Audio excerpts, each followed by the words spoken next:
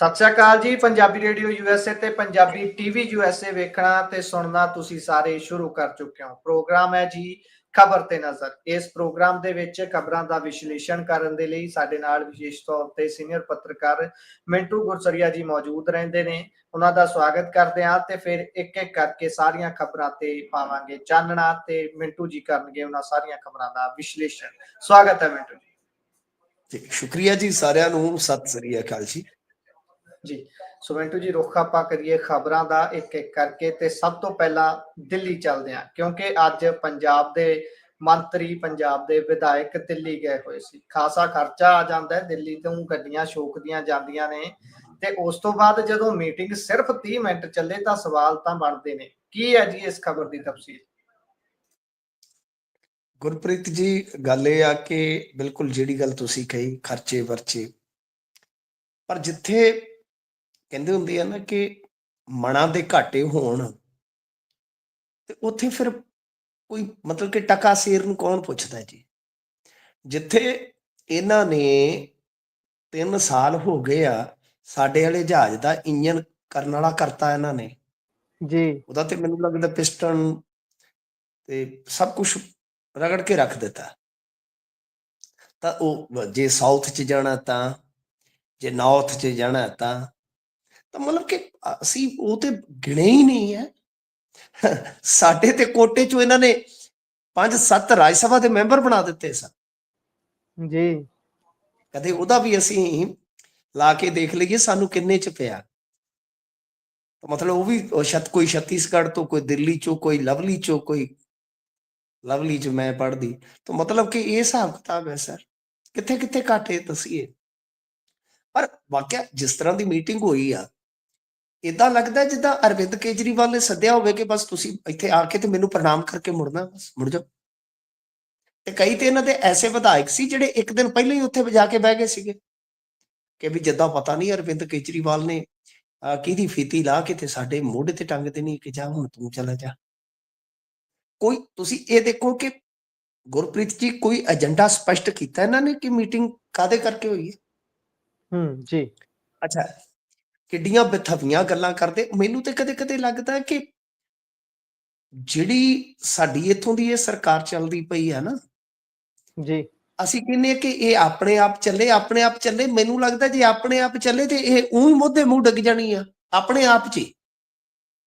ਇਹਨੇ ਇੰਨੀ ਤੇਜ਼ੀ ਨਾਲ ਡਿੱਗਣਾ। ਸਾਡੀ ਸਰਕਾਰ ਜਾ ਕੇ ਕੀ ਕਹਿਣ ਰਹੀ ਆ?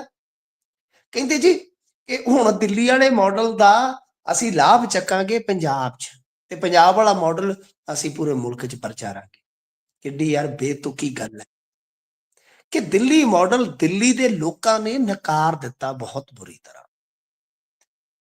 ਉਹਨੂੰ ਕਾਪੀ ਤੁਸੀਂ ਪਹਿਲਾਂ ਹੀ ਕਰ ਚੁੱਕੇ ਸੀਗੇ ਤੇ 3 ਸਾਲਾਂ ਦੇ ਵਿੱਚ ਜੇ ਸਾਡਾ ਪੰਜਾਬ ਮਾਡਲ ਇੰਨਾ ਹੀ ਆਲਾ ਹੁੰਦਾ ਤਾਂ ਤੁਹਾਨੂੰ ਹਰਿਆਣੇ 'ਚ ਕੋਈ ਸੀਟ ਨਾ ਮਿਲ ਜਾਂਦੀ।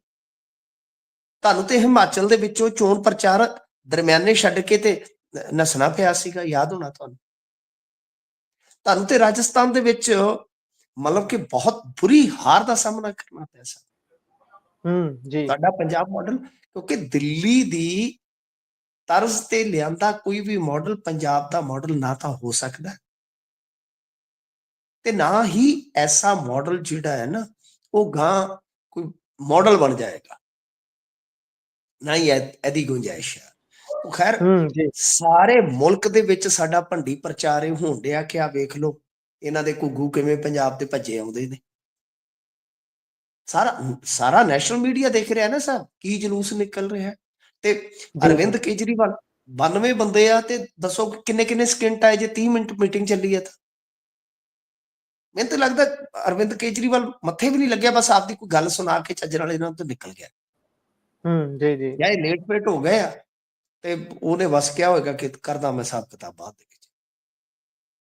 ਅੱਛਾ, ਫਿਰ ਇੱਕ ਇਹਨਾਂ ਦਾ MLA ਉਹ ਵੀ ਬੜੀ ਵਾਹੀਆਤ ਟਿੱਪਣੀ ਕਰ ਰਿਹਾ, ਕਹਿੰਦਾ ਜੀ ਕਿ ਗੁੰਡਾਗਰਦੀ ਨਾਲ ਬਦਮਾਸ਼ੀ ਨਾਲੇ ਜਿੱਤੇ ਆ, ਅਸੀਂ ਹੁਣ ਚਰਚਾ ਕਰਨ ਆਏ ਆ, ਅਗਲੀ ਵਾਰ ਅਸੀਂ ਫੇਰ ਜ਼ੋਰਦਾਰ ਤਰੀਕੇ ਨਾਲ ਲੜਾਂਗੇ। ਲਓ ਵੀ ਕਮਾਲ ਦੀ ਗੱਲ ਹੈ, ਦਿੱਲੀ ਇਲੈਕਸ਼ਨ ਹਾਰਿਆ, ਦਿੱਲੀ ਇਲੈਕਸ਼ਨ ਤੁਸੀਂ ਦੁਬਾਰਾ ਲੜ ਕੇ ਜਿੱਤਣਾ ਤੇ ਉਹਦੇ ਵਾਸਤੇ ਤੁਸੀਂ ਸਾਡਾ ਜਿਹੜਾ ਟੈਕਸ ਪਾਣੀ ਆ ਉਹ ਕਾਹਤੋਂ ਖੂਹ ਖਾਤੇ ਪਾ ਰਹੇ ਹੋ। ਕਦੇ ਜੀ, ਜੀ। ਇਹੋ ਜਿਹੇ ਤਰਕ ਦੇਖੇ ਸੀਗੇ ਸਾਹਿਬ ਕਿ ਖੁਦ ਮਤਲਬ ਕਿ ਕੋਈ ਕਹਿ ਰਿਹਾ ਜੀ ਮਾਡਲ ਕਾਪੀ ਕਰਕੇ ਲੈ ਜਾਣਾ ਜੀ, ਕੋਈ ਕੁਝ ਕਹਿ ਰਿਹਾ, ਕੋਈ ਕੁਝ ਕਹਿ ਰਿਹਾ, ਉਹ ਸਮਝ ਨਹੀਂ ਲੱਗਦੀ ਇਹ ਟੋਲਾ ਕਿੱਧਰ ਨੂੰ ਹੋ ਤੁਰਿਆ ਸਾ, ਸਮਝ ਨਹੀਂ ਲੱਗ ਰਹੀ। ਤਾਂ ਕੁਝ ਨਹੀਂ ਸਾਡੇ ਤੇ ਪਿੜ ਪੱਲੇ ਪਿਆ ਕਿ ਕੀ ਕਰਨ ਗਏ ਸੀ। ਔਰ ਤੁਹਾਨੂੰ ਇੱਕ ਹੋਰ ਗੱਲ ਸ਼ਾਇਦ ਨੋਟਿਸ ਕਰਨ ਨੂੰ ਮਿਲੀ ਹੋਵੇ, ਜੀ, ਅਰਵਿੰਦ ਕੇਜਰੀਵਾਲ ਪੱਤਰਕਾਰਾਂ ਦੇ ਸਾਹਮਣੇ ਨਹੀਂ ਆਏ। ਜੀ, ਜੀ, ਇਹਦਾ ਮਤਲਬ ਹੈ ਕਿ ਜਾਂ ਤਾਂ ਉਹ ਡਿਫੈਂਸਿਵ ਹੋ ਰਹੇ ਨੇ ਜਾਂ ਮੀਡੀਆ ਤੋਂ ਭੱਜ ਰਹੇ ਨੇ। ਤਾਂ ਮੀਡੀਆ ਦੇ ਸਾਹਮਣੇ ਭਗਵੰਤ ਮਾਨ ਜੀ ਨੂੰ ਆਉਣਾ ਪਿਆ, ਜਿਹੜੇ ਕਿ ਹੁਣ ਤੱਕ ਬਚਦੇ ਰਹੇ ਜੀ, ਜੀ, ਦਿੱਲੀ ਦੀ ਹਾਰ ਤੋਂ ਬਾਅਦ। ਸੋ ਇਹ ਸੂਰਤ ਹਾਲ ਹੈ। ਬਾਕੀ ਤੇ ਉੱਥੇ ਉਸ ਮੀਟਿੰਗ ਦੇ ਵਿੱਚੋਂ ਕੀ ਆਪਾਂ ਨੂੰ ਕੋਈ, ਮੈਨੂੰ ਨਹੀਂ ਲੱਗਦਾ ਕਿ ਜ਼ੇਰੇ ਚਰਚਾ ਕੁਝ ਮਿਲਿਆ ਹੋਵੇ। ਬਸ ਇਹੋ ਆ ਕਿ ਹੋ ਸਕਦਾ ਹੈ ਕਿ ਕੁਝ ਮਨੋਵਿਗਿਆਨਕ ਤਰੀਕੇ ਦੇ ਨਾਲ ਅਰਵਿੰਦ ਕੇਜਰੀਵਾਲ ਨੇ ਇਹਨਾਂ ਨੂੰ ਸਮਝਾਇਆ ਹੋਵੇ, ਬਈ ਇਕਜੁੱਟ ਰਹੋ, ਇਕਮੁੱਠ ਰਹੋ। ਪਤਾ ਨਹੀਂ, ਅੰਦਰ ਦੀ ਗੱਲ ਇਹ ਦੱਸਦੇ ਹੀ ਨਹੀਂ ਹੈ, ਕਿਉਂਕਿ ਅੰਦਰ ਤੇ ਬਹੁਤ ਕੁਝ ਹੁੰਦਾ ਨਾ ਇਹਨਾਂ ਦੇ ਨਾਲ। ਦਿੱਲੀ ਵਾਲੇ ਬਹੁਤ ਕੁਝ ਅੰਦਰ ਕਰਦੇ ਆ ਜੀ। ਇੱਕ ਆਡੀਓ ਤੁਹਾਨੂੰ ਯਾਦ ਹੈ ਜਲੰਧਰ ਦੀ ਵਾਇਰਲ ਹੋ ਗਈ ਸੀਗੀ ਅੰਦਰ ਦੀ, ਜੀ, ਜੀ, ਪਾਠਕ ਪਾਠਕ ਸਾਹਿਬ ਜੀ। ਹਾਂਜੀ, ਤਾਂ ਉਹਦੇ ਚ ਤੁਹਾਨੂੰ ਪਤਾ ਹੀ ਸੀਗਾ ਨਾ ਕਿ ਪਾਠਕ ਫਿਰ ਕਿੱਦਾਂ ਦੇ ਫਾਟਕ ਖੋਲ ਰਿਹਾ ਸੀਗਾ। ਤੇ ਇਸ ਕਰਕੇ ਵਿੱਚ ਮੰਤਰੀ ਅੰਦਰ ਸਾਹਿਬ ਦੀ- ਵੀ ਬੈਠੇ ਹੋਏ ਸੀ ਕਹਿੰਦੇ ਲਾਗੇ। ਹਾਂਜੀ ਹਾਂਜੀ ਹਾਂਜੀ, ਤਾਂ ਉੱਤੇ ਪਤਾ ਲੱਗ ਜਾਂਦਾ ਨਾ ਕਿ ਇਹਨਾਂ ਦੀ ਦੁਰਦਸ਼ਾ ਕੀ ਹੈ ਸਰ। ਇਸ ਕਰਕੇ ਅੰਦਰ ਦੀ ਗੱਲ ਇਹ ਕਦੇ ਵੀ ਨਹੀਂ ਦੱਸਣਗੇ। ਹਾਂ, ਇਹ ਕਿਆਫੇ ਨੇ ਕਿ ਅਰਵਿੰਦ ਕੇਜਰੀਵਾਲ ਆਉਣ ਵਾਲੇ ਦਿਨਾਂ ਦੇ ਵਿੱਚ ਇੱਥੇ ਪੰਜਾਬ ਦੇ ਵਿੱਚ ਕੁਝ ਬਦਲਾਅ ਜਿਹੜੇ ਆ ਉਹ ਜ਼ਰੂਰ ਲਿਆਉਂਦੇ ਨਜ਼ਰ ਆਉਣਗੇ ਆਪਾਂ ਨੂੰ। ਇਹ ਤੇ ਸਾਫ਼ ਹੈ, ਸਪਸ਼ਟ ਹੈ। ਹੁਣ ਬਦਲਾਅ ਕਿਸ ਤਰ੍ਹਾਂ ਦੇ ਹੋਣਗੇ ਯਕਦਮ ਤੇ ਪੱਤੇ ਨਹੀਂ ਖੁੱਲਦੇ ਹੁੰਦੇ, ਪਰ ਮੇਰੇ ਖਿਆਲ ਦੇ ਨਾਲ ਮਾੜੇ ਮੋਟੇ ਸੰਕੇਤ ਗੁਰਪ੍ਰੀਤ ਜੀ ਜ਼ਰੂਰ ਦੇ ਦਿੱਤੇ ਗਏ ਹੋਣਗੇ। ਹਾਂ, ਕੁਝ ਵਿਧਾਇਕ ਕਹਿੰਦੇ ਸੀਐਮ ਮਾਨ ਦੇ ਨਾਲ ਵੀ ਖਫਾ ਹੈਗੇ ਆ, ਜੀ, ਕੁਝ ਬੈਲਟਾਂ ਦੇ, ਕੁਝ ਜ਼ਿਲ੍ਹਿਆਂ ਦੇ। ਹਮ, ਉਹਨਾਂ ਨੇ ਜ਼ਰੂਰ ਅਰਵਿੰਦ ਕੇਜਰੀਵਾਲ ਤੋਂ ਕੱਲਿਆਂ ਦੇ ਸਮਾਂ ਮੰਗਿਆ ਸੀ, ਕੱਲਿਆਂ ਲਈ, ਕਿ ਬਾਈ ਸਾਨੂੰ ਕੱਲਿਆਂ ਨੂੰ ਮਿਲੋ। ਹਾਲ ਫਿਲਹਾਲ ਕੋਈ ਖਬਰ ਨਹੀਂ ਹੈਗੀ ਇਸ ਤੋਂ ਵੱਧ ਮੇਰੇ ਕੋਲ, ਤੁਹਾਡੇ ਕੋਲ ਹੋਈ ਤੇ ਜ਼ਰੂਰ ਦੱਸ ਦੇਣਾ ਕਿ ਉਹਨਾਂ ਨੂੰ ਕੀ ਅੱਡ ਤੋਂ ਸਮਾਂ ਮਿਲਿਆ ਕਿ ਨਹੀਂ। ਪਰ ਜਿਵੇਂ ਤੁਸੀਂ ਦੱਸ ਰਹੇ ਹੋ ਕਿ ਮੀਟਿੰਗ ਤੇ ਕੁਝ ਮਿੰਟ ਹੀ ਚੱਲੀ ਆ, ਤਾਂ ਇਹਦਾ ਮਤਲਬ ਇਹ ਹੈ ਕਿ ਅੱਡ ਤੋਂ ਸ਼ਾਇਦ ਟਾਈਮ ਉਹਨਾਂ ਵਿਧਾਇਕਾਂ ਨੂੰ ਨਹੀਂ ਦਿੱਤਾ, ਕਿਉਂਕਿ ਕੁਝ ਵਿਧਾਇਕ ਹੈਗੇ ਆ ਜਿਹੜੇ ਚਾਹੁੰਦੇ ਆ ਕਿ ਮਾਨ ਸਾਹਿਬ ਜਿਹੜੇ ਆ ਨਾ ਜੀ, ਇਹਨਾਂ ਨੂੰ ਹੁਣ ਜਾਂ ਤਾਂ ਦਰੁਸਤ ਕਰੋ ਤੇ ਜਾਂ ਫਿਰ ਇਹਨਾਂ ਨੂੰ ਬਾਈ ਸਾਈਡਲਾਈਨ ਕਰ ਦਿਓ। ਜੀ। ਜਿੰਨੇ ਸਮੇਂ ਦੀ ਮੀਟਿੰਗ ਚੱਲੀ ਹੈ ਮਿੰਟੂ ਜੀ, ਮੈਨੂੰ ਤਾਂ ਐ ਲੱਗਦਾ ਵੀ ਇਹ ਸਿਰਫ ਤੇ ਸਿਰਫ 30 ਮਿੰਟ ਸੁਣ ਹੀ ਗਏ ਸੀ।